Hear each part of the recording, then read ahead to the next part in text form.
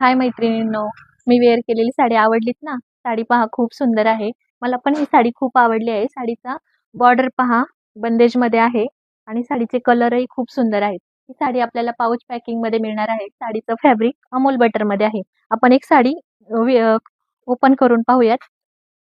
साडीचा पदर हा सुंदर असा बंदेजमध्ये पदर आहे. साडीला टसल्स आहेत. साडीची क्वालिटी एकदम प्रीमियम असणार आहे.